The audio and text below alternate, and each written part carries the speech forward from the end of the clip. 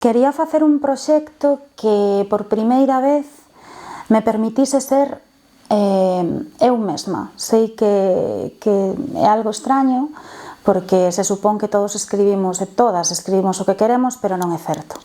Moitas veces estás diante da folla en branco e tes a idea na cabeza, pero empezas a pensar na editorial, en si venderá, en si non venderá.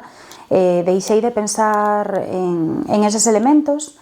E o proxecto que traio engloba todo o que agora mesmo, porque isto pode cambiar, as identidades son moi líquidas, os desexos tamén son moi líquidos, pero o que traio é un proxecto que engloba bordado, que é algo que é como escribir, pero sobre unha tela, engloba poesía, que é algo moi novo para min e que tamén me gusta, e por suposto relato e moitísima distopía. A distopía era algo que estaba moi lonxe, pero é algo que hoxe estamos vivindo. E tamén engloba moito o alén, algo moi galego. Estamos tamén, creo que Exipto e Galiza siguen sendo culturas que lle dan moitísima importancia ao que ven despois de morrer.